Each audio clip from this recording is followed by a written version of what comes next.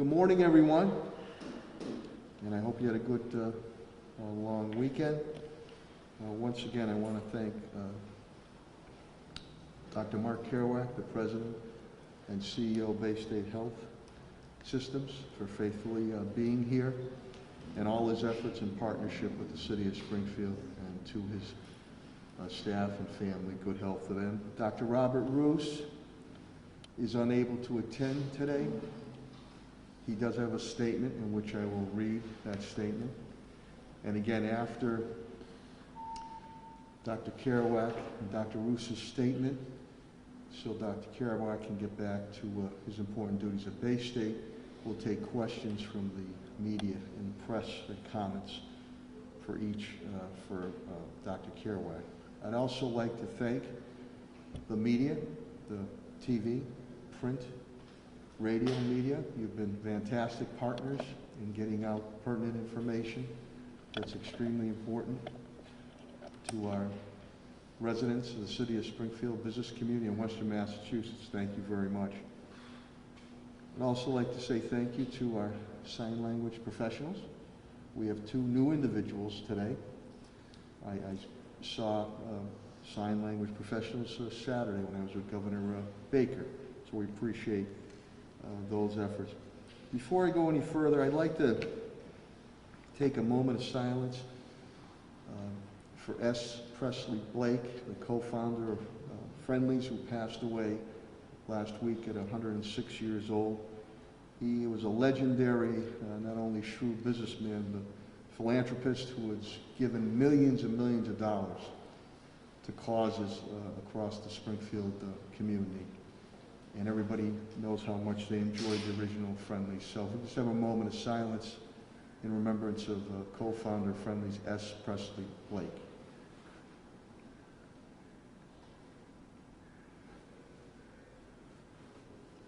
Thank you very much.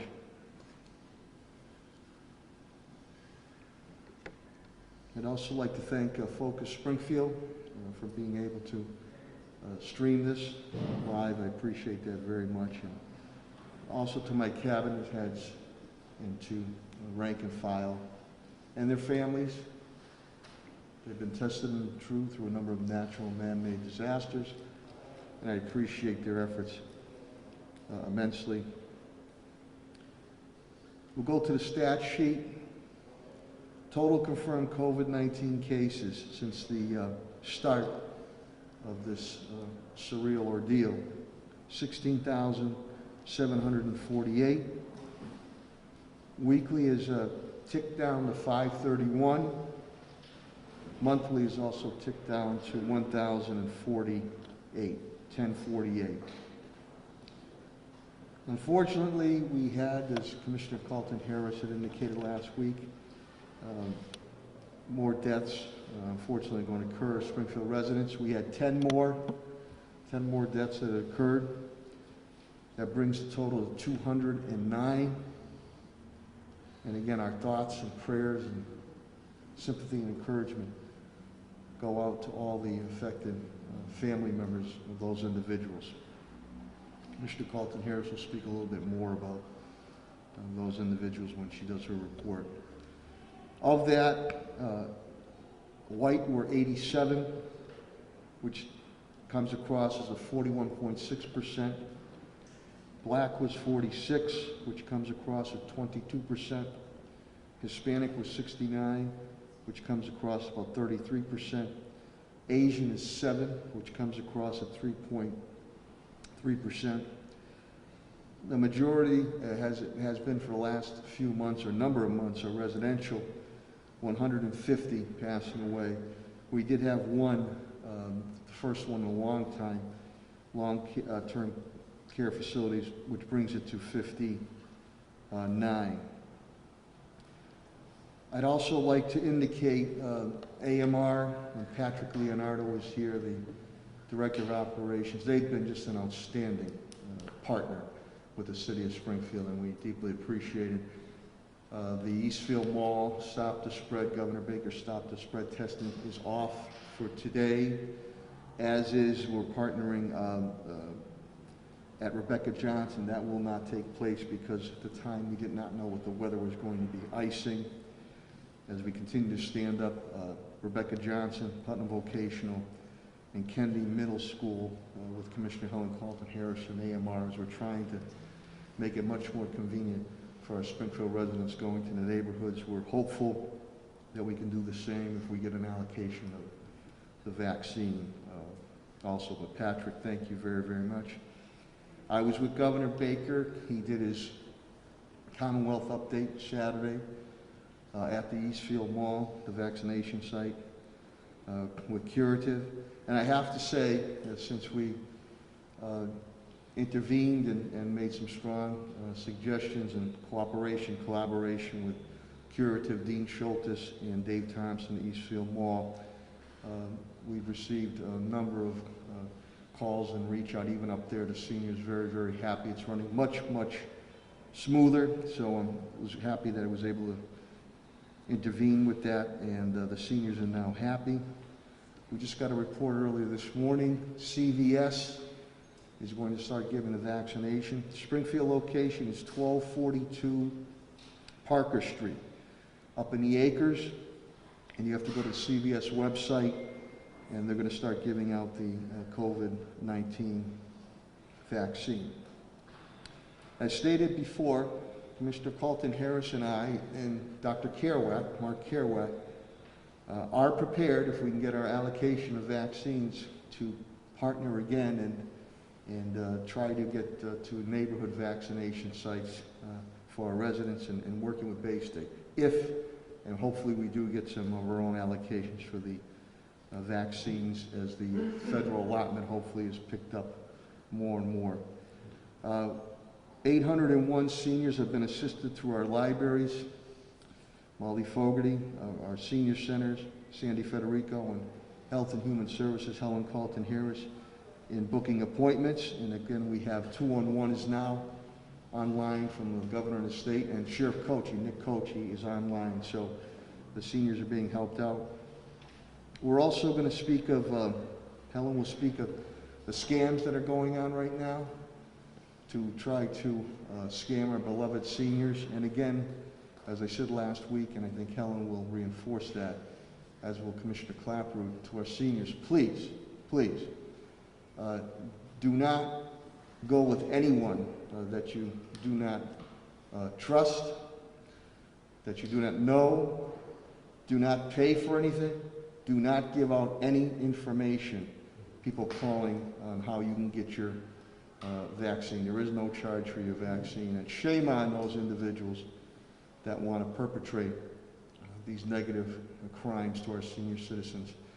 We'll continue. My Office of Consumer Affairs of Millie Johnson and AG Maura Healy and local authorities, Commissioner Clapper, DA Gallooni, if we're able to find these individuals, to prosecute them at the fullest extent. But again, to our seniors, please, someone calls, so they can give you a ride, or they can pick you up, or they're looking for information. You don't give them anything, you don't give them any money, and you don't do anything with them whatsoever. We don't want them to perpetrate even more negativity to our senior population. Speaking of our seniors, the home meal deliveries continue to our senior citizens, and I'm deeply appreciative of that with Vanpool and Pat Sullivan and Tedesco and others in the Elder Center. Some quick updates. I want to thank the Republican, George Arwadi and Cynthia Simpson and crew. They did a wonderful job on the outlook, economic development, post-COVID-19 vision, stressing in what's going to go on in Western Mass, but especially Springfield. We appreciate that. Tim Sheen and I deeply appreciate that. Eastman, another good corporate citizen. They stepped forward.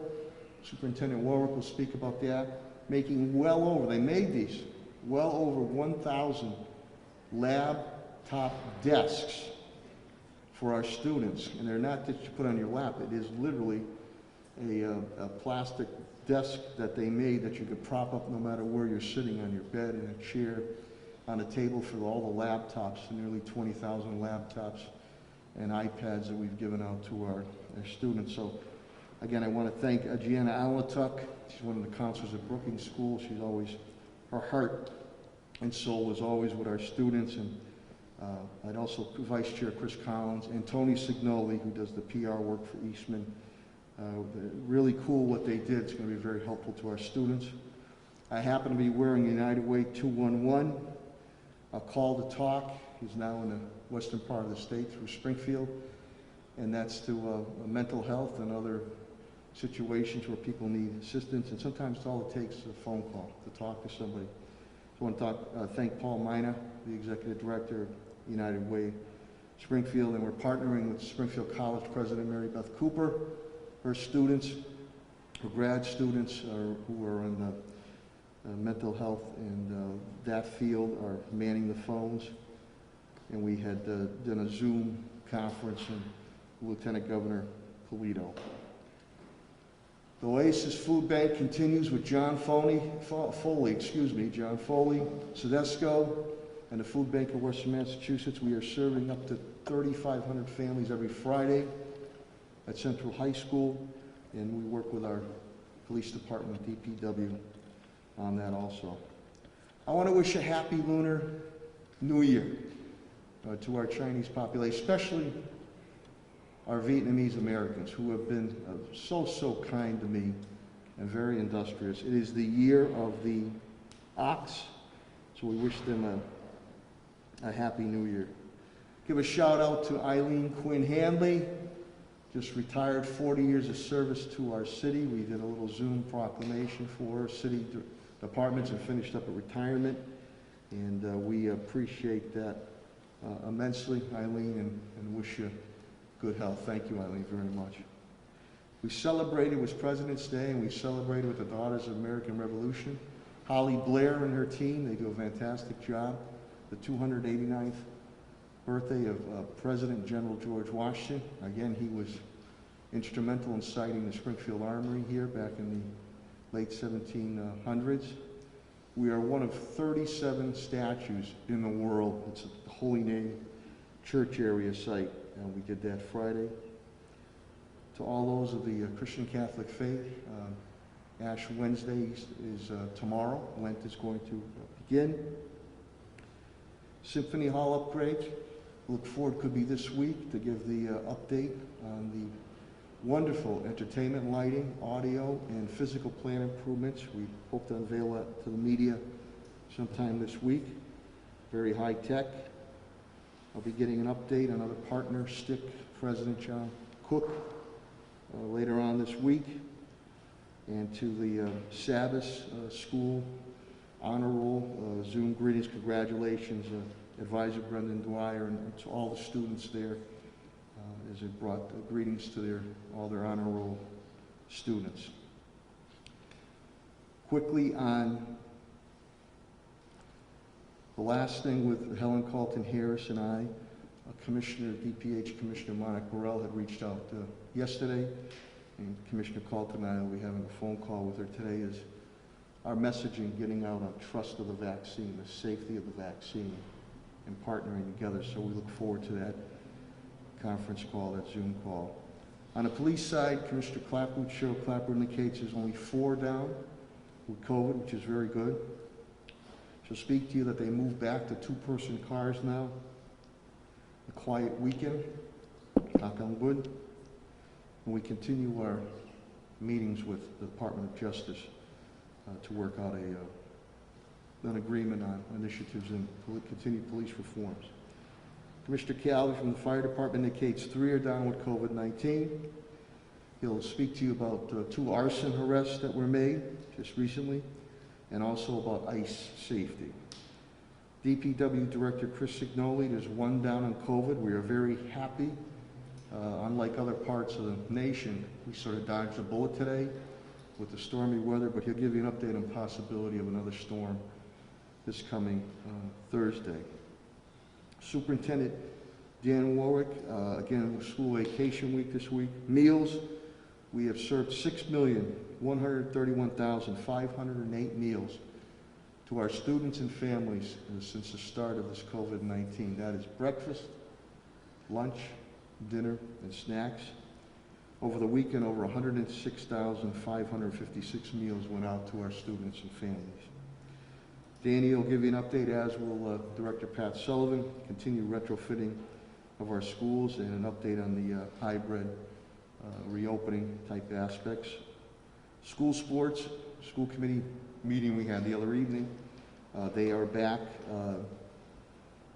in session, and we also voted to move forward on spring sports, which would include a football season. Superintendent Warwick will speak of that. Of course, the Eastman and laptop desks.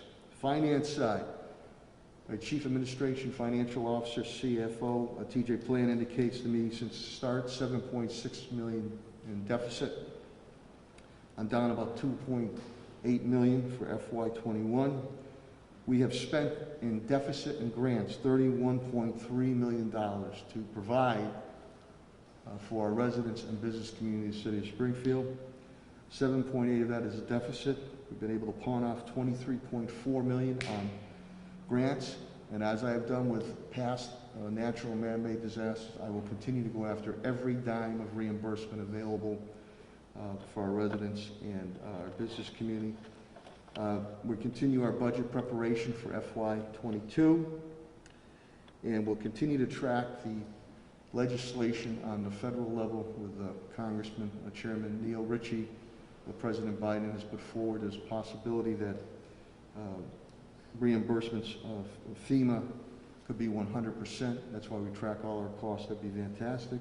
During the tornado days, those reimbursements were 75%, and many times we'd have to appeal 4 to 6 times to get that money. So that would be great news if that occurs, and we appreciate the Congressman's efforts with President Biden and Vice President Harris's pitch to Congress.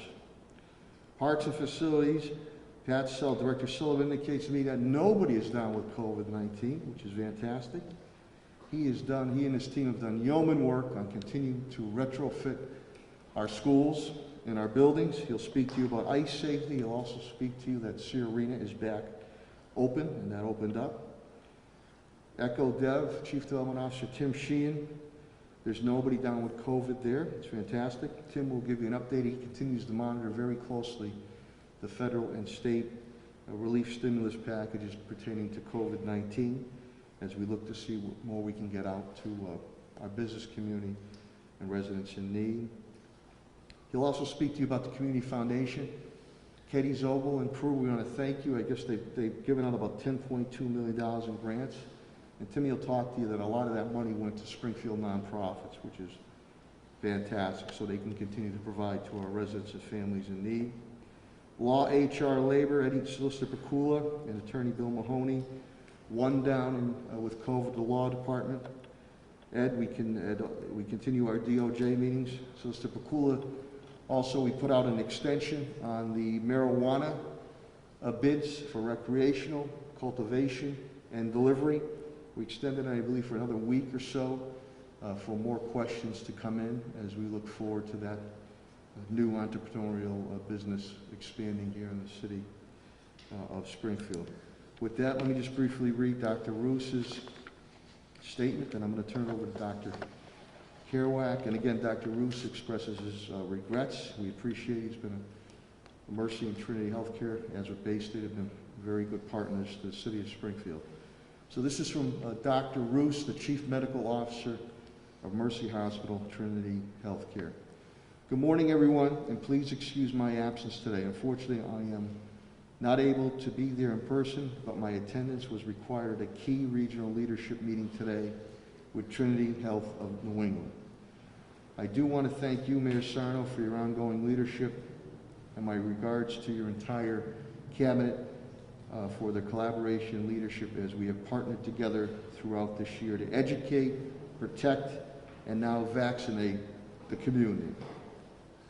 There has been a lot of news related to COVID this past week, from vaccine supplies to variants, but we always do with our science-based approach. We start with the data, and the trends continue to be positive. For the 5th week in a row, we have seen a significant reductions in the number of new infections, hospitalizations, and deaths due to COVID at the national, state, and local level. Across the country, the number of new cases per day has dropped another 40% over the past 2 weeks and is now approaching the level we saw during the second wave in the summer. This is now about 80% lower than the peak on January 8th. Hospitalizations have also declined 30% during the same period, and the deaths are now just under 1,000 a day. Here in Massachusetts, Dr. Roos goes on to say, the trends continue to reflect the national trends. The average number of cases per day has dropped to below 1,500 and is 75% lower than the peak of January 8th. And the total number of hospitalization cases is below 1,300 for the first time since early December. And of note, the test positivity statewide has continued to go down and is now just over 2%.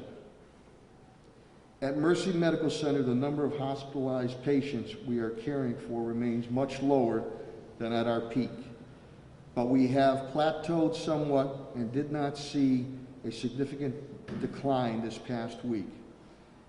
And as of this morning, we have 19 patients hospitalized with COVID, with 6 in intensive care unit. And while our test positivity rate does continue to remain higher than the state average, it continues to go down and is at 6%. And we are certainly encouraged by all these trends, and most notably the reduction of severe illness from COVID. Now regarding the vaccines, again from Dr. Robert Roos. At Mercy Medical Center, we are proud to have provided over 6,400 vaccinations to more than 2,200 having already completed their full series. Last week, as you may have heard, hospitals were advised by the state not to schedule any more first dose vaccine appointments due to limited supply, as the allocation of vaccine was being shifted to mass vaccination sites, such as the Eastfield Mall. We are disappointed to hear this news, as we believe that we have demonstrated our ability to run high quality, safe, and efficient operation. Just on a side note, I did speak to Governor Baker on that, and again, he had indicated if the uptick comes from the federal level, to make sure that the hospitals also are going to continue to receive their fair share. So hopefully that federal level will continue to uptick. We also believe the hospitals and healthcare systems play a critical role in ensuring that all communities are served and have access to the vaccine, particularly those who may have transportation difficulties or have hesitancy about the vaccination. And we at Mercy are eager to be part of the planning with the state regarding decisions with the vaccine rollout going forward, as is Dr. Kerouac, who we spoke Friday morning also. At the beginning, and with that being said, we want the community to know that while we are not scheduling any new first dose appointments, if you already have a first or second dose vaccine appointment at Mercy Medical Center Vaccine Center, that will be honored and you should proceed as scheduled. Do not worry about that. We fully expect to have the vaccine we need for all scheduled appointments and are hopeful to open up more first dose appointments in the near future. As always, please refer to their website, which is www.trinityhealthofne.org/vaccine for the latest updates. Additionally, while there is news that variants are spreading across the country, the same guidelines remain in place, and there is more and more evidence that our vaccines are safe and highly effective and are already leading to reductions of hospitalization and deaths. They truly are the path to emerge from this pandemic safely, and we will continue to push for supply and capacity to increase over the coming weeks and months. In closing, We at Mercy always make priority your safety and well-being. Please continue to do your own part and follow the life-saving precautions, always using a properly fitting mask, keeping physical distance, and staying safe to protect yourself and loved ones.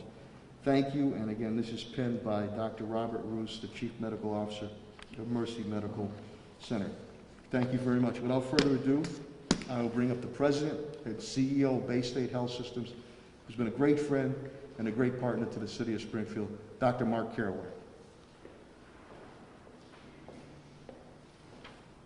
Good morning, everybody, and thank you again, Mr. Mayor, for this opportunity and for all the work you've done to combat this pandemic.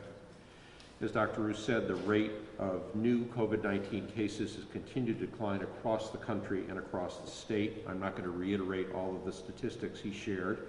I will point out that yesterday there were only 54,000 new cases, only 54,000 new cases in the United States, but that's down from 250,000 around the time of the holidays. Hospitalizations have been consistently below 100,000. Yesterday they were at 78,000.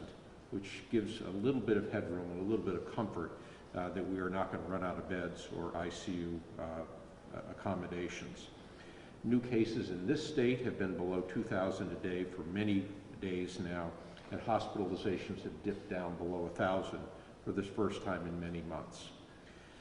Interestingly, Hampden County is not coming down as fast as the rest of the state, and therefore our relative position to the other counties has gone up. We are at the second highest rate among the various counties after Bristol County down in the Fall River area.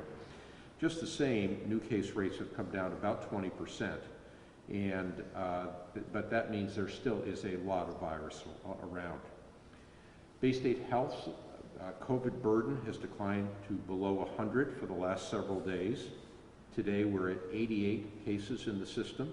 78 of those are in Springfield, 10 in our community hospitals, and 13 require critical care.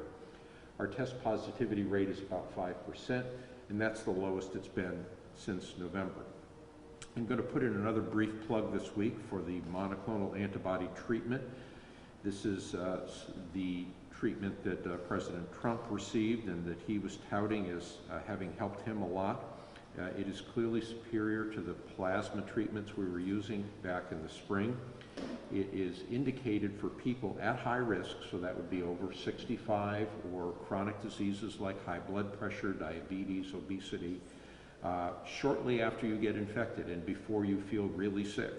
It can cut the rate of hospitalization at least in half, if not more. And so something to talk to your doctor about if you are unfortunate enough to receive that diagnosis and be in one of those high-risk groups.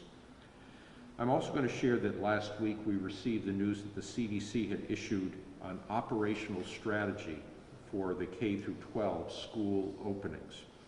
This is based on a knowledge of virus transmission in school settings, which seems to be less. It's harder for kids to catch this disease and they shed less of it when they do. It's also based on the success of many large school districts, including New York City and Providence, Rhode Island, in keeping schools either partially or completely open. I raise this because we are seeing at Bay State the impact on the mental health and development of children. And it's really serious, and I think that needs to be considered in any of these reopening decisions. This strategy for reopening, this operational strategy, is sort of a touchstone document. It has a variety of toolkits and checklists, and it gets us past the whole idea of opinion or insisting that things are perfect before we think about reopening schools. It's based on a layered approach that includes consistent mask wearing, social distancing, hand washing, improving ventilation, and testing. It's clear that the risks are lower in the elementary school group than in middle or high school groups.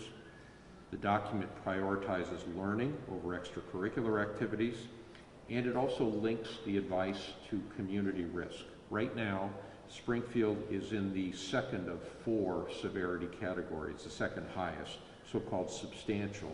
But even at the very highest categories, the ability for kids to return in a hybrid approach is advised. It's important to keep a virtual option open for high-risk students, for high-risk parents, or for high-risk families as well. Vaccine is said to be a priority for teachers, as it is in Massachusetts. Teachers are part of Group 2, but it's not a precondition. So I personally believe this is an important document for anybody who's planning in this space. It's available at cdc.gov. I understand these are very tough decisions, and people have all different kinds of opinions, but I'm happy that the guidelines have been issued, and I hope it'll move many school systems to open sooner. I say this again because we at Bay State are seeing increased mental health problems, suicide attempts, not to mention the loss of milestones for kids who have now been out of school and isolated, many of them for up to a year. And this is, of course, worse in lower socioeconomic groups. Let me move now to the issue of vaccination. We are still in phase 2, meaning people over the age of 75 are the folks who are eligible for vaccine in our state. The United States has given over 52 million shots. Over 38 million people have received at least one dose. Massachusetts has administered over 1.1 million shots via the state-based program and nearly 370,000 shots via the federal program for nursing homes. About 3/4 of the 1.5 million doses that have been allocated to the state have been administered, and Massachusetts continues to get between 100 and 110,000 doses per week. So that allocation rate has been pretty flat for the last few weeks. The number that I look at is the velocity. How quickly are we getting shots into arms? And that is the one thing that I calculate every week when I see the vaccine report. The average for the last 7 days, based on last week's report, is that we are giving 32,000 shots per day. That's an increase. We were in the 5,000 to 10,000 shot range about a month ago, but it's still well short of the 41,000 first doses and 41,000 second doses that we need to do each day to hit our goal of getting all adults vaccinated by the summer, by June. As Dr. Roos noted, we got word last week that the state was placing a priority on mass vaccination centers and asked the hospital-based centers to hold off on booking any more new appointments for first vaccines. They initially said that they would honor second doses and already scheduled first doses. We subsequently heard, though, that Bay State Health was receiving our full allocation of 2,500 doses, including 2,000 first doses. That's for the week we're in right now. We heard that last Friday. This, of course, was welcome news, and it allows us to continue to advance, although just a little bit, our plans to increase vaccination in Greenfield, Westfield, the Eastern region, and in downtown Springfield. Our daily capacity is 1,500 shots per day, which is the same as the Eastfield Mall. However, we are not considered a mass vaccination site, and therefore we are not doing that companion program that's been in all the news. So that's an important thing for people to keep in mind, that if you're hoping to get a vaccine by bringing a 75-year-old, we're not going to be able to accommodate you at Bay State. We believe we could increase to 2,000 shots per day in a distributed model. A distributed model, which means all of the various areas in our region, including downtown Springfield, helps deal with people who struggle with transportation, who have challenges regarding mobility, and who are not facile with the internet. We have already helped hundreds of our elderly patients make appointments. So it's not easy, but we have been able to do it. Remember, the 3-county area in Massachusetts has roughly 10% of the state population. So we roughly need to do 4,000 first doses and 4,000 second doses every day to get the job done by June. I think we need both the Bay State program, the mall, and more if we're going to achieve the velocity we need to complete the job. We're hopeful that with the release of the Johnson & Johnson vaccine later this month, it's scheduled to go to the hearing on February 26th, we will be able to further our expansion plans. We believe we could either triple or quadruple what we are doing today. Increased speed with J&J would be because, number one, we have more supply, and number two, we don't need to do a second dose. So we could, if everything was J&J, we would only need to do 4,000 a day. Bay State Health has shown that we can administer 1,500 doses a day and likely more in an environment that's safe, efficient, customer-friendly, equitable, and open to the public. We appreciate the trust the state has placed in us, and we plan to continue to earn that trust. We also appreciate the support of our legislative delegation in advocating for Western Massachusetts. Until you're eligible for vaccine, remember, there's still a lot of virus around, even though the numbers are declining. It's no time to relax now on the public health measures of masking, social distancing, and avoiding crowds, especially indoors. Also remember, you still need to wear a mask after being vaccinated until the state relaxes the rules. So all in there, and again, thank you, Mr. Mayor, for the opportunity. And Professor Cedar, and we'll get the rest of the 2240, Pat Johnson. Yeah, so. Hi. Maybe just a couple of interesting thoughts on this. One of the things the governor said on Saturday was that Kennedy County had about 9% vaccination rate, the state's rate is about 12%. Are you concerned at all about the fact that this largest county in Western Massachusetts is somewhat behind the rest of the states? Notably, the other three counties do not appear to be as far behind. Yeah, Vaccination rates. I think that the initial vaccinations were focused on healthcare workers, and pardon me, therefore those counties that had a lot of healthcare workers got a head start. Now, Hampden County's got quite a few healthcare workers, but nowhere near as many as Suffolk County, and they were up at, they were at some huge number early on. So I think the data has been skewed a bit because of the way they prioritized healthcare workers. Again, I'm keeping an eye on what are we doing going forward. I think of this almost like going for a trip in your car, right? There's nothing you can do to control how fast you went, 30 minutes ago, but you can control your current speed and how quickly you're moving forward. So I think if we keep our eye on the fact that we ought to be doing 4,000 first doses, 4,000 second doses every day for a 3-county area, we'll get to where we need to be pretty quickly. And I also wanted to get your response to something Governor Baker said on Saturday, and I want to make sure I get this right. So he was asked, he was disputing the reporting that hospitals were getting effectively cut off for first doses. And he said, no, what I'm saying is they're still getting the largest share of any group in Massachusetts. Hospitals plus healthcare systems plus community health centers are going to be getting half of all vaccine to be distributed next week. Does that sound correct based on what Bay State is going to be experiencing? I think it's technically correct, but right off the bat, the hospitals were getting almost 70% of the total allocation, and that percentage has gone down as the mass vaccination sites have come up. So there are so our allocations have been flat. They've not been increasing, even though we think we could triple or quadruple our capacity. The other sites have been brought on and have been coming up. The relative proportions have been shifting away from the hospitals, even though the hospitals might be technically in first place.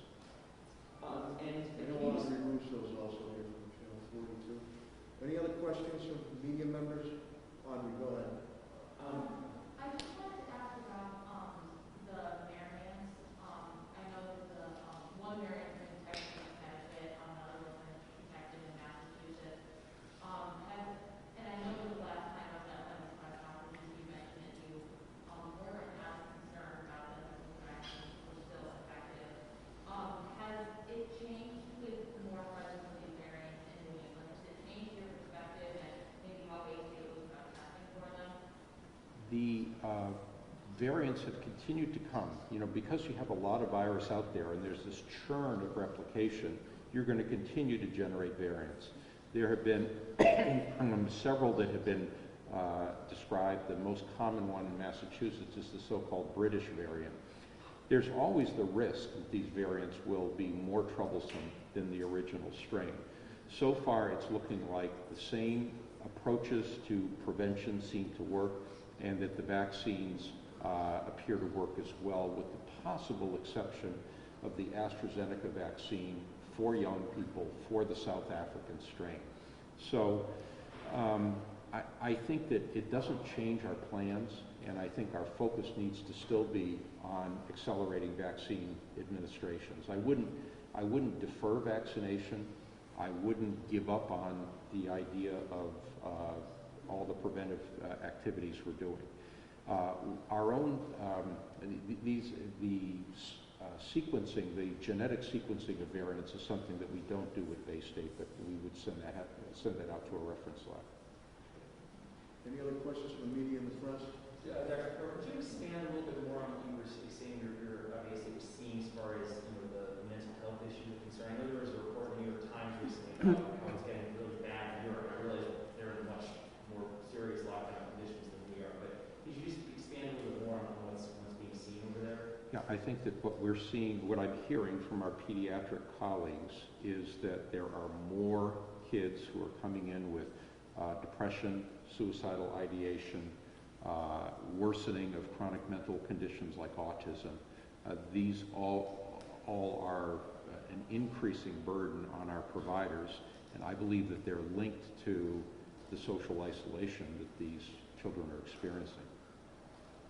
Is there something similar happening among adults as well? I mean, again, I realize that they're not experiencing the same level of isolation kids are, schools aren't, but I'm just curious if it's happening across the board as well. Yeah, I think that there was actually a very well done study in depth of the effect on women caregivers in particular who are under the stress of keeping a household running, homeschooling, keeping a job, etc. So the stresses have been significant in all age groups, and the isolation is a burden in all age groups. In terms of how it manifests itself, we're just seeing a lot more of the problems in the younger age groups. Thank you. And with the Johnson vaccine, when that is approved, or if when that is approved, in what way would it speed up vaccination here in Massachusetts when it comes to those mass vaccines? Like, is that an initiative Pfizer, or is that just a health system, hospitals, and they determine how they would, I guess, maybe on that particular vaccine?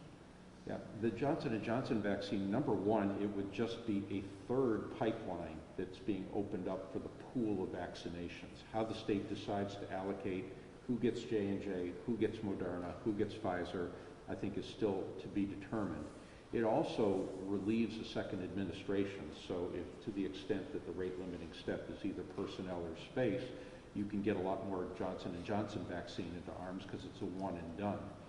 I would also add that the data for Johnson & Johnson are quite good. They're not, the prevention of any disease at all is a little less good than it is for Moderna and for Pfizer. However, the prevention of serious disease is still in the 90% range, which is really what people care about. I think it's very much like a flu vaccine when in any given year you get a flu shot, you get a little bit of mild case of the flu. Yes, that's disappointing, but it's not going to change your world. What you really want to do is prevent yourself from being in the ICU or dying from it. Any other questions from the media? Okay, here with Dr. Caroline. Thank you so much. Pleasure, Mr. Good health to you and your family and staff. Thank you, Doctor.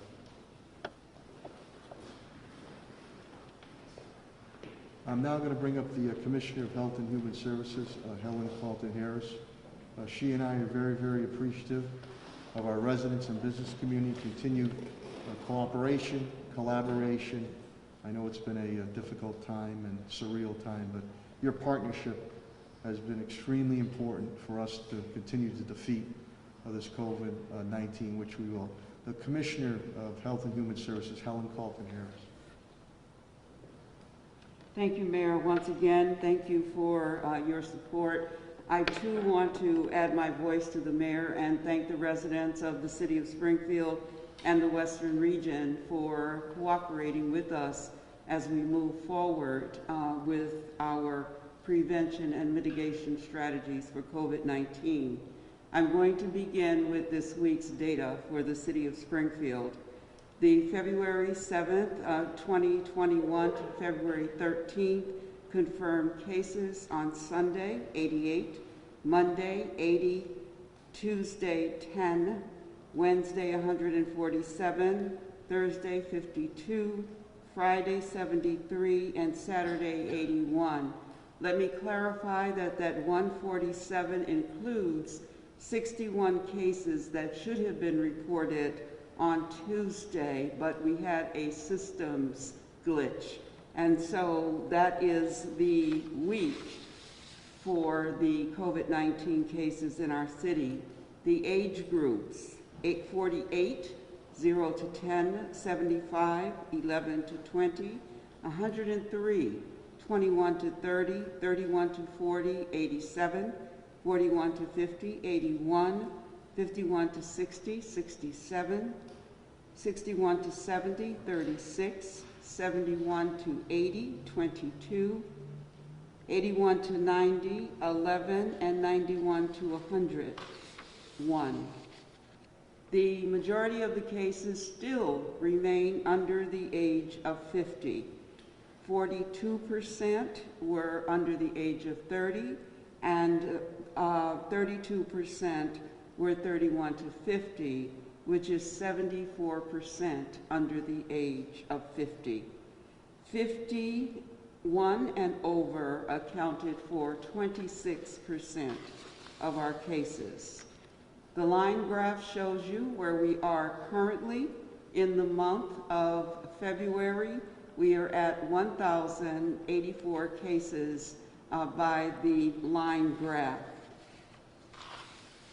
The really important thing is that our cases have dipped 54.9% since our high of the week of January 3rd.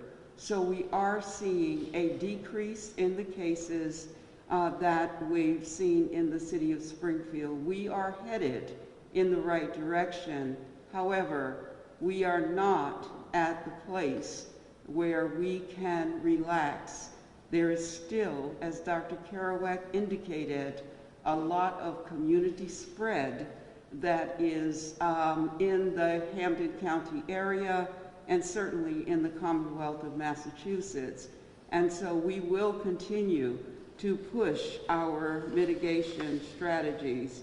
But our total for this week was 531. We are down 107 cases from last week, and so that is good news. We want to continue to go in that direction. As far as our zip codes are concerned, there were 5 cases in 01101, which is 1%. 03 had 5 cases, 1%. 04, 106 cases, 20%. 05, 57 cases, 11%. 07, 37 cases, 7%. 08, 79 cases, 15%. 09, 101 cases, 19%. 18, 45 cases, 8%. 19, 40 cases, 7%. 28, 3 cases, 1%. 29, 30 cases, 6%. And 51, 23 cases, 4%.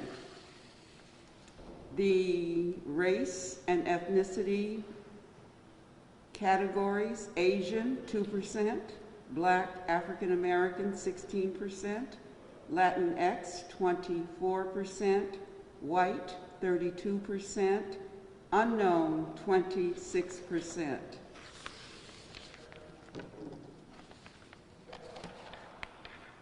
As the mayor indicated, we ended with 16,217 cases last week, and we added 531 for a total of 16,748 cases, 10 additional deaths.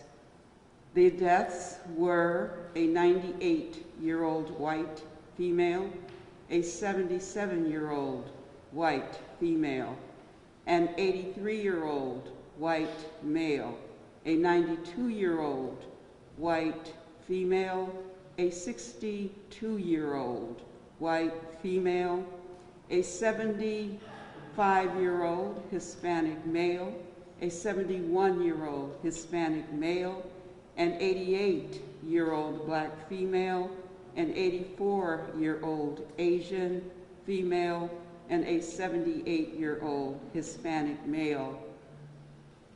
We want to again send our condolences out to the families.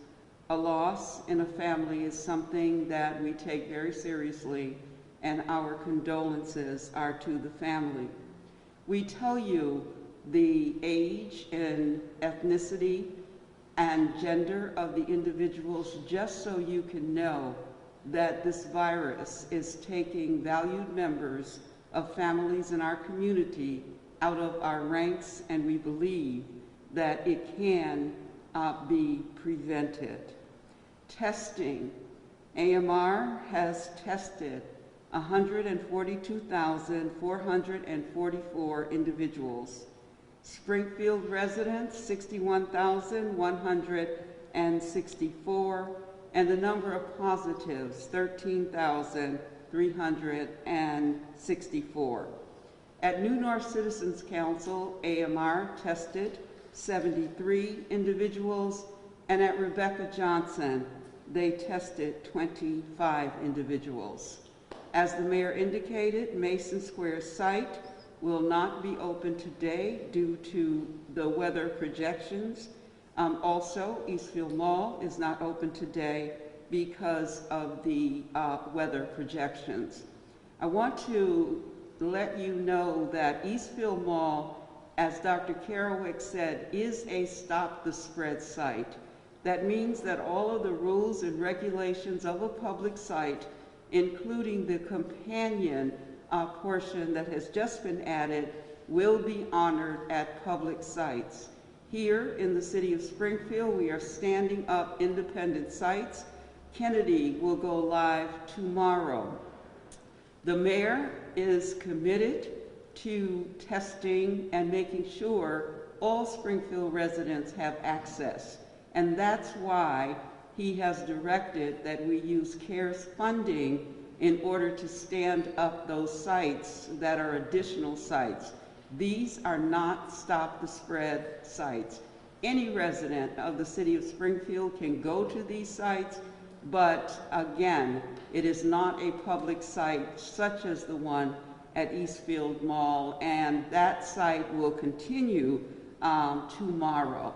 And so anyone can go to the Kennedy site, but we wanted to look at the city and where access was critical, and we believe that there are areas of the city where we can stand up sites, and we will do so when we are able. Want to make sure that individuals understand something about the new variant. Although obviously Dr. Kerouac talked about the new variant and its impact, we did see that there is one case that is in Hampden County, but the new variant really does remind us around COVID-19 and mask wearing. And so it's important to step back and understand that COVID-19 is spread through droplets that come from the nose, the mouth. It happens while we are talking, speaking, singing, sneezing. And so those droplets can get into the nose and mouth of another individual and therefore spread the virus. So when we ask you to wear a mask, we're asking for universal mask wearing. Universal mask wearing means that you should wear masks whenever you are in public, when you are going to the grocery store, if you're in your house with someone that is not a part of your household, if someone in your own household appears to have symptoms, please use a face covering. We are trying to make sure that our residents are safe, but we can only do that if you help us, and help us by wearing face coverings and wearing masks and washing your hands and watching your distance. Those are the things that's going to get us through until everyone is vaccinated and herd immunity is a part of our environment. Elder Affairs assisted 235 individuals. The library assisted 251 individuals. Health and Human Services, 325. The mayor gave you that total, which is 801.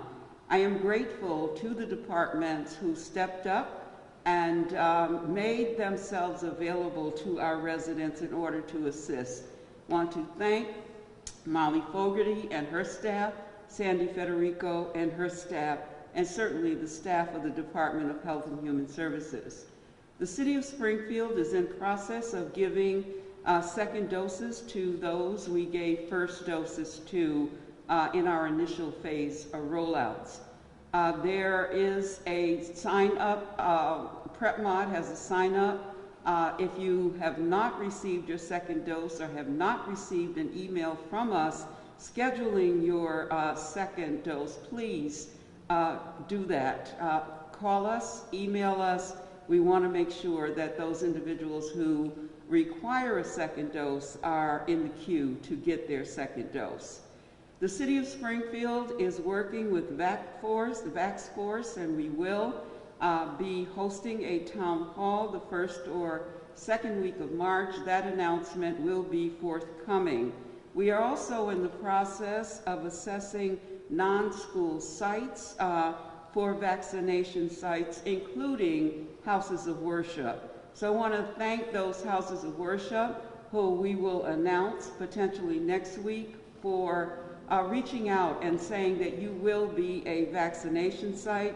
I will be working with Patrick Sullivan in facilities to assess these sites. When I heard from the houses of worship, what I said to you is that we will be making an appointment to talk with you as far as your site is concerned and any modifications that might be necessary. But I'm grateful because that works as far as our decentralized model is concerned.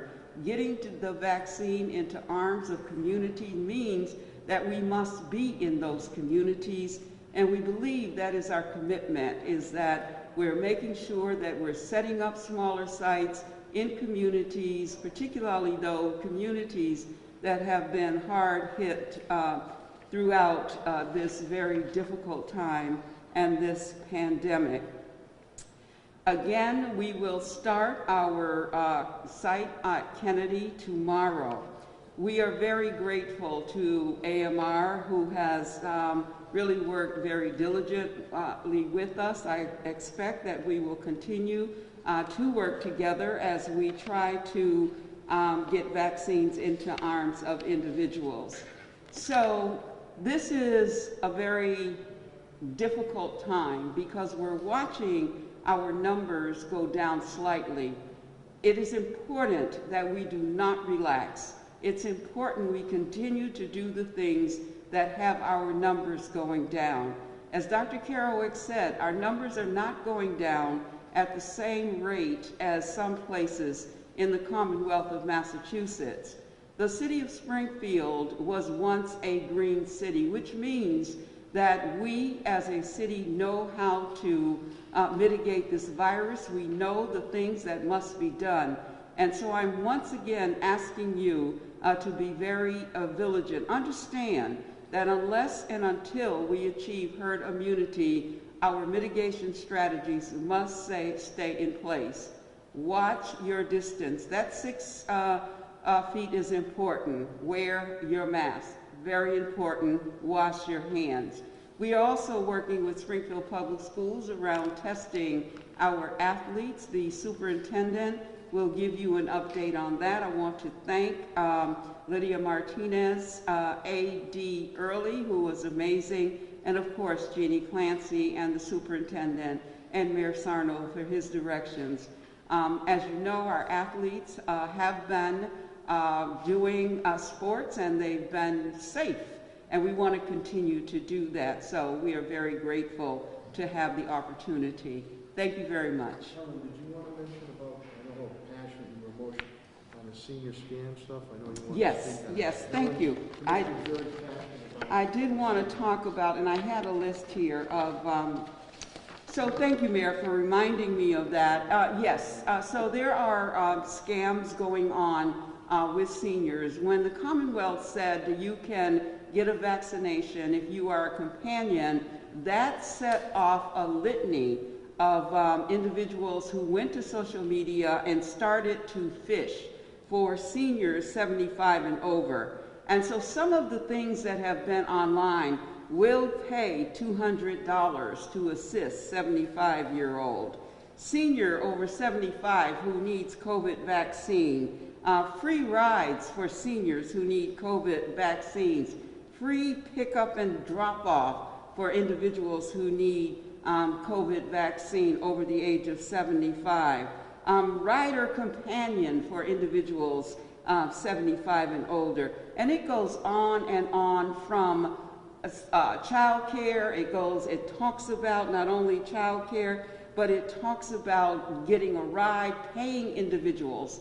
So these are very concerning because this doesn't stop with this particular scam. Once an individual has your information and knows about you, they could continue to scam you in very different ways. Our recommendation is clear. If you do not know the individual who is your caretaker or your companion, please say no. Do not get in the car with someone that you do not know. We understand clearly that people 75 and older, and all of us, want the vaccine, and often we become desperate to get that done.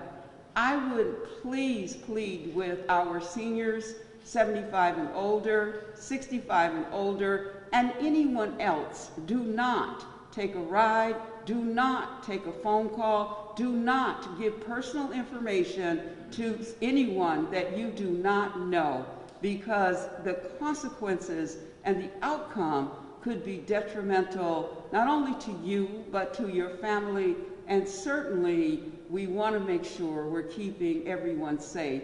I want to thank the mayor for reminding me about this, because I am very passionate about keeping our seniors safe, as is the mayor, and all of our residents. Please be careful, be safe. We want you to get vaccinated, but we also care that health is physical, mental, spiritual, and emotional, and so we do not want individuals to take advantage of your emotional health at this time, in this very critical phase of our mitigation strategies of this virus.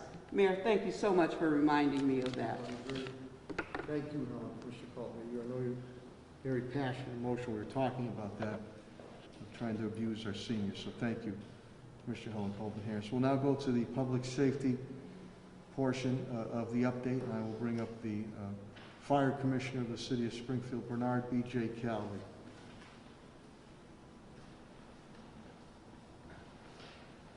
Good morning, everybody. Thank you, Mayor. This morning at the Springfield Fire Department, we only have 2 members out with positive COVID results. We have an additional member who is isolating due to a family exposure. So that being said, we're in good shape at the fire department this week. These are some of the lowest numbers we've had in quite some time. I want to touch upon a couple other issues going on, one with ice safety going. It's going to be in the 40s today. It's been raining. If there has been any ice built up there, it's going to be softened up today and weakened. The ice is still unsafe to go on. We have not had enough prolonged cold weather to make the ice strong enough for ice skating or walking on. The ice has streams running under it in a lot of spots, so it's going to continue to weaken the ice, and it is not safe to be out in the ice, so I advise against that for anybody who had thoughts of pond hockey or any skating out in the ice. Next, we had a busy week last week in the fire department. We had 2 arson fires, both of which have led to arrests. The fire on Park Street as well as a fire on Worthington Street.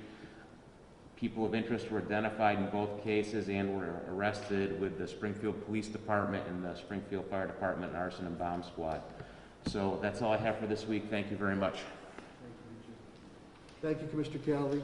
We'll now get the update from the Springfield Police Commissioner, Cheryl Clapper.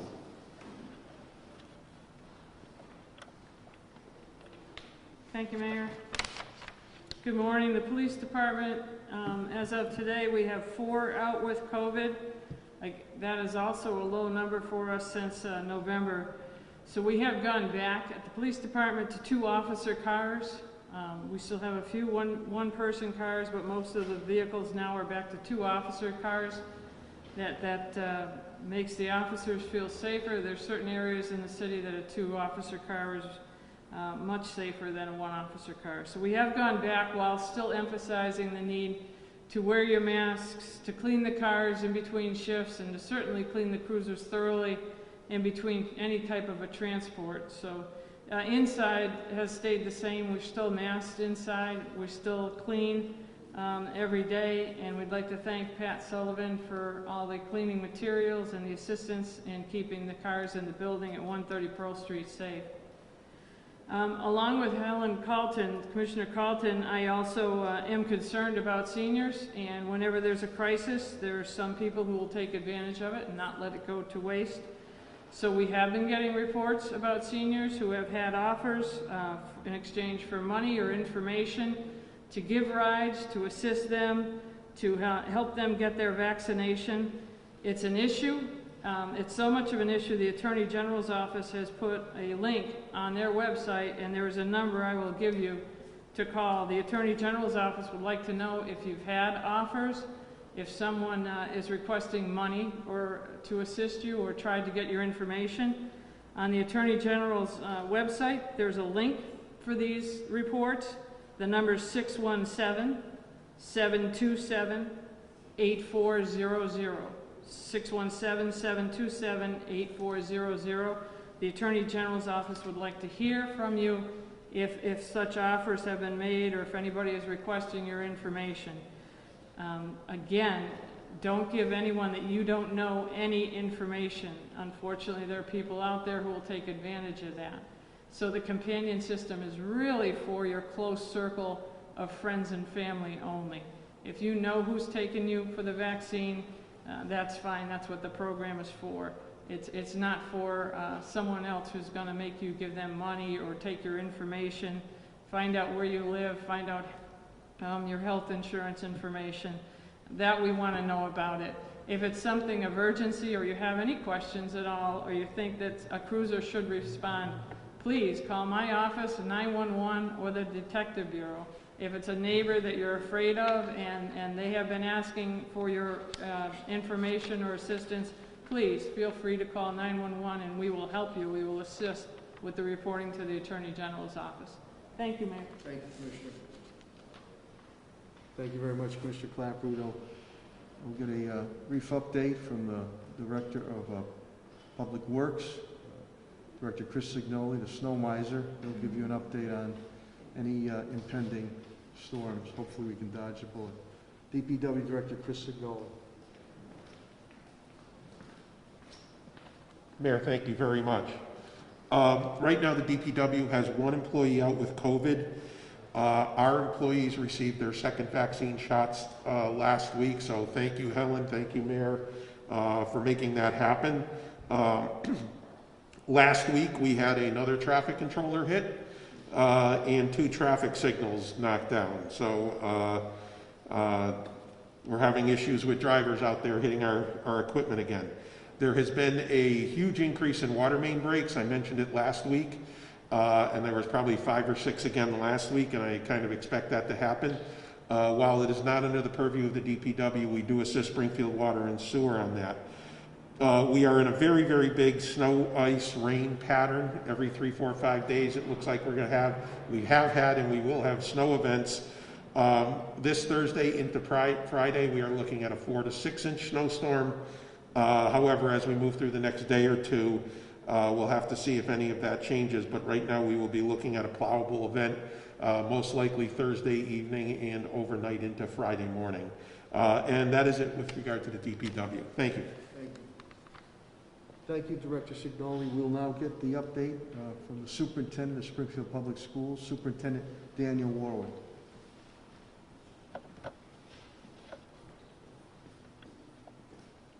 Thank you, Mayor. Good morning, everyone. As the Mayor said earlier, I'm very, very proud of my staff and the Sodexo team in Springfield. And this is unparalleled in the state. We have provided, since we closed down in March, 6,131,588 meals for our families. Just this weekend alone we did 106,556. So that program, given the issues with this pandemic and food insecurity, I'm very, very proud of my staff on that. Right now we have a school reopening plan with our first groups scheduled for March 15th, again subject to negotiations and some other pieces with the school committee and the COVID rates. And that would be our high needs sped, SLIFE, and vocational, RELL and vocational students. April 12th would be pre-KK, grades 1, 6, 9, and 12. And again, that would be April 12th, again, subject to COVID rates and negotiations, and our finishing all our ventilation work, which is going very, very well. The ventilation work, I've been working very closely with Patrick Sullivan on, and we're going through our buildings, and with the support of the mayor, we're putting up to $1.4 million into improving all the ventilation systems. And that work is going extremely well, and very, very grateful for that. Thank you, Mayor. Flu shots, we're still encouraging folks to get flu shots, but they're not mandated any longer. We've got some good news. Our winter sports program, we were able to go. We had one brief pause, but we're able to finish it. In the last testing, with the support of the health commissioner, all of our athletes and coaches were clear and were able to finish the season. The school committee last Thursday night voted that we're going to proceed with a season, what we call Fall 2 season, which is very unusual, but it's going to put our football players back in for a season, and volleyball. That's going to start March 1st, so that's an unusual season because we weren't able to offer those sports in the fall other than for practice.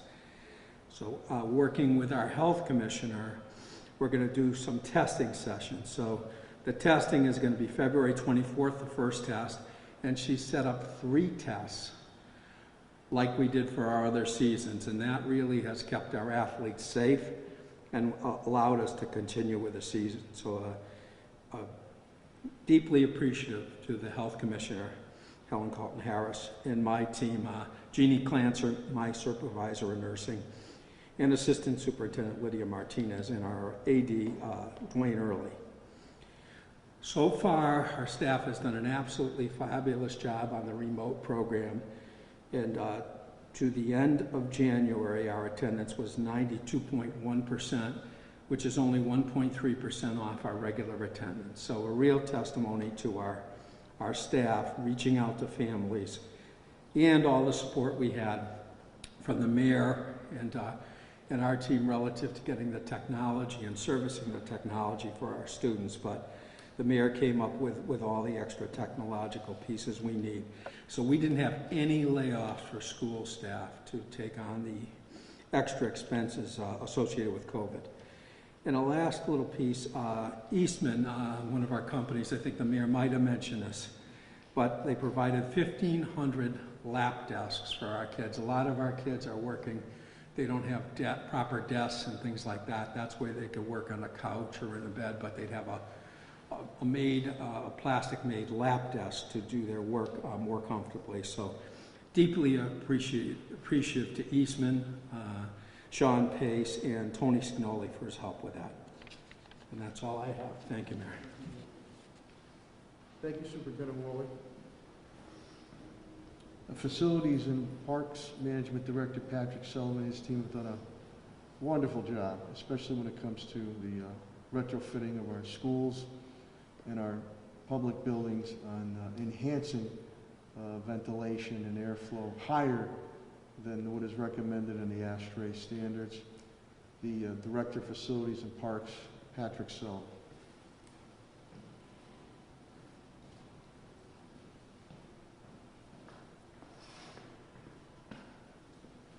Thank you, Mayor Sarno. We have 0 out due to COVID. We are completing the work across the city in our school buildings. Next week we will start inspections with the industrial hygienist. He will verify and certify that we've completed the work to the standards set forth. See Arena open this weekend. I think that's another sign that Springfield's headed in the right direction. And to echo Commissioner Calvi's advice, again, parents and guardians, please speak to your children about staying off the ice. With today's rain, soaking the snow that's above the ice, which is already maybe only an inch thick, it's going to create very sponge-like conditions and very dangerous conditions. So please talk to your children about staying off the ice. Thank you. Thank you very much, Director Sullivan. As I always say, Springfield's in the business of doing business, and Chief Development Officer Tim Sheehan and his team have done a wonderful job to try to keep our businesses afloat and stabilized and prepare them for a post-COVID-19 vision. The Chief Development Officer of the City of Springfield, Tim Sheehan.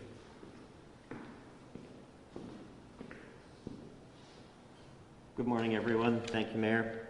We continue to monitor President Biden's $1.9 trillion relief package. We're especially focused on the $350 billion that's allocated for states and localities.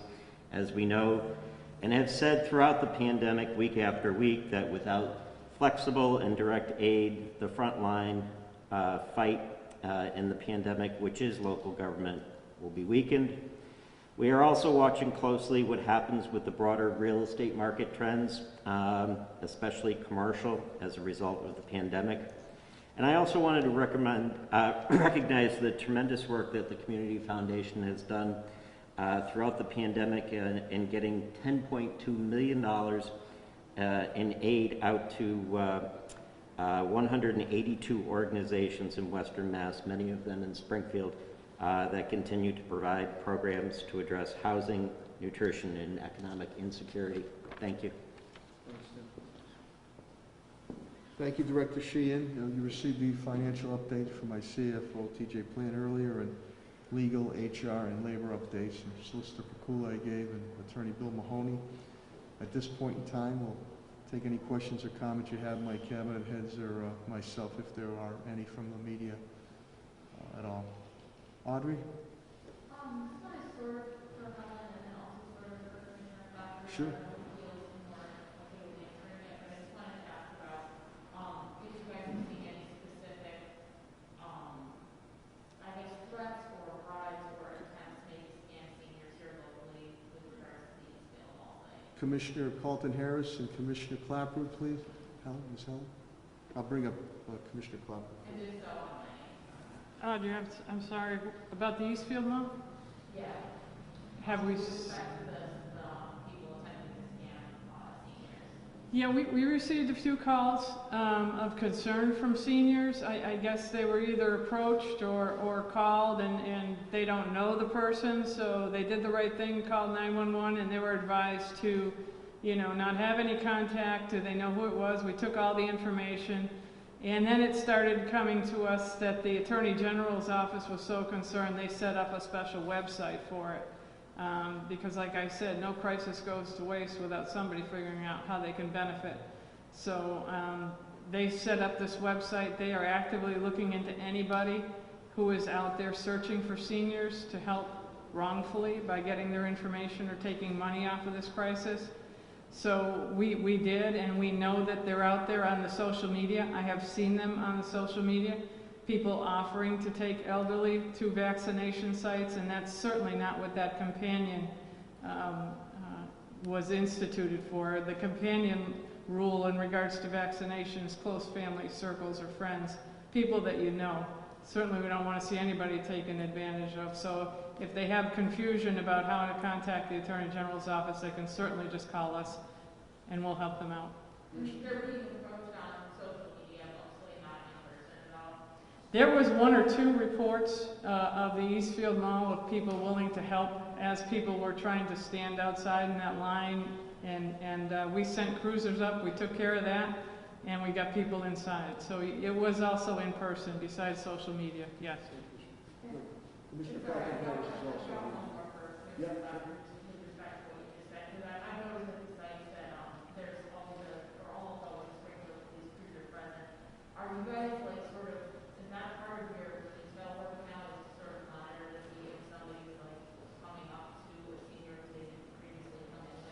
Yes, it is, and I've asked cruisers to watch for that, and I've also asked cruisers to watch for anyone who may be in distress in line, in a car or outside, and that was vaccination sites or testing sites. We know of all the testing sites. We've made special attentions on all of them, and this is why. We understand that right now it's elderly and there could be confusion. So we don't want to see that, and if we can be of an assist, I have put cars in that area for that reason, yes. Mr. Falton-Harris is back now, Audrey, if you want to ask that. Sorry, I just wanted to ask the seniors and see any attempts that have been reported to you about scams. And just to let you know, as Mr. Clapper had indicated, vehicles, we have police officers outside, they're inside also. I was there Saturday, they help assist there. And so they're a common force, and they're also with eyes inside and out for our seniors. There you are. I couldn't see you. Yes, we have taken 52 calls since this announcement has been made from residents concerned about seniors being scammed. The list that I read to you was sent to me by a Springfield resident who wanted me to see exactly on social media what the outreach was and just how really pervasive it is. It is not just in our area, it is across the Commonwealth, but these types of really disturbing outreaches are happening across the state, but it is our residents who are reporting it to us. And then just one follow-up question with respect to the vaccine sites. I know that it was mentioned that there was an attempt to divert vaccines away from local hospitals to mass vaccine sites. And also, state officials said to community vaccine sites.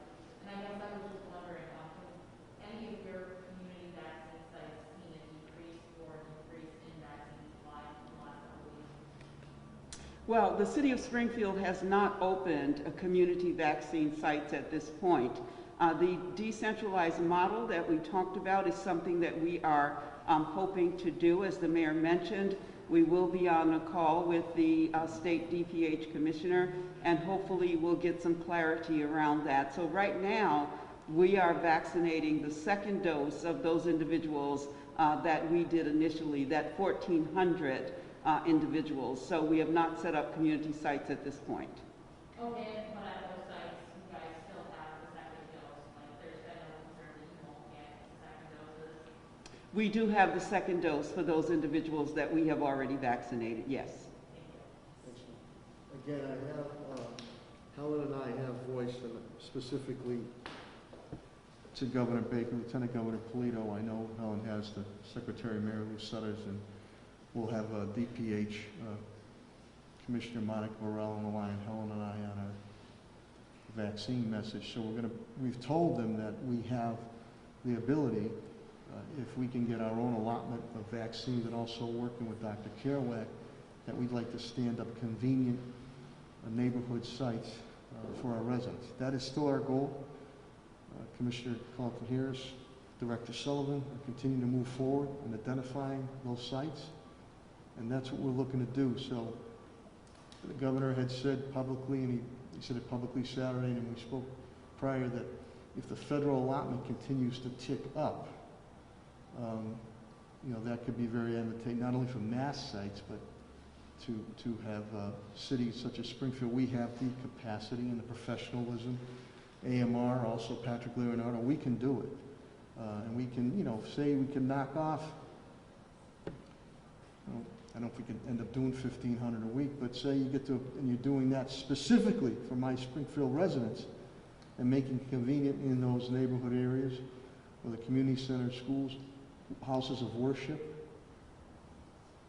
And I think houses of worship are very important because they're people that are, some are suspect about taking this vaccine, and that's what we'll talk to Commissioner Monica Burrell today about. It's safe, it's sound, trust. You need to take this vaccine.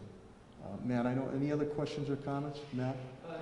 Mr. Mayor, I welcome you already feels they should respond to this. In terms of where we're seeing where some of these extra vaccination sites are showing up, CVS is Yeah, news that that was this morning. that these are in the middle of some of the areas with the lowest case rates. The Big Y has one at Cooley Street. These seem to be as far away from where the concentration of spread and risk is. Has there been any effort to convince some of these institutions that are apparently now have some of the vaccine themselves, whether it's CVS or Big Y? I know CVS told Mass Live that they were responding to something about density, which does not like it. When I think of 16 acres, I don't know if there's any concern about where we have the access now. It doesn't seem to be going where, for lack of a description, the need might be greatest. Yeah, there is a concern. I mean, we voiced where we'd like to, again, we have, I think Helen has put together 10 strategic logistical locations across the city. And then we had other areas where Bay State Medical Center has stepped up in the North End area. Helen and I have moved stuff to the Mason Square area. This is on testing. And also to the Orchard, which sometimes is isolated there at Kennedy.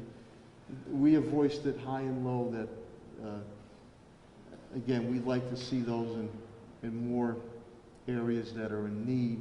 We don't call the shots on that. That's called by the state administration. I'm glad that Springfield has a site. It's a CVS in the Acres. And, I'm also glad that we have a Mass site at the Eastfield Mall. I think the whole key here is, I believe everybody is on the same page.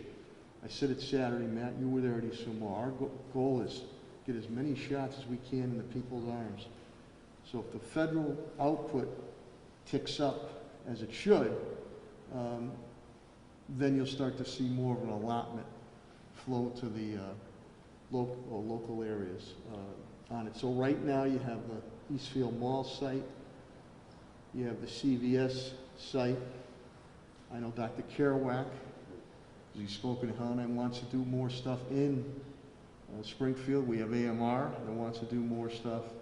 And then we would go to 10 locations strategically and logistically located in the city to the harder to reach populations and make it much more convenient for them if and when we get that supply. So we're already putting the plans together moving forward. Thanks. Any other questions or comments for any other cabinet heads or department heads? Well, again, I thank each and every one of you, especially to the media, to the TV media, to the radio media, to the print media. We appreciate you getting the message out, especially on where the vaccination sites availability is, and also about the scamming of our seniors. I don't think you could play that enough, and shame on those individuals. What if they did that to your mother, your father, your grandmother, or your grandfather, or a family member? You wouldn't like that at all. And I hope you do get caught and set an example with the fullest extent of prosecution. As Commissioner Clapper will indicate, when you violate senior citizens, that crime goes up even higher in sentencing phases.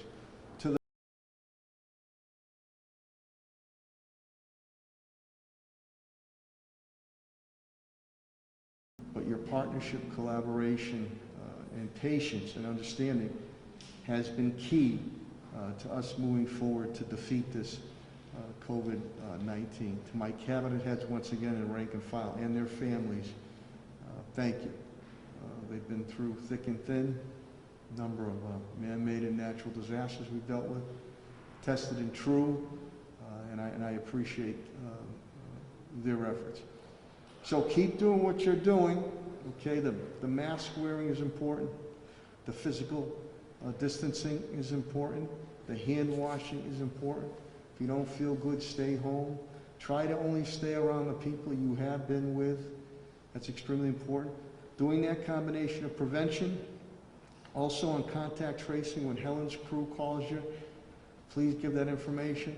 But doing that balancing act and prevention stuff, and meantime, increasing the output of vaccinations going on, we'll move to defeat this COVID-19. So to each and every one of you, good health, and go out and have a great day. God bless. Thank you very much.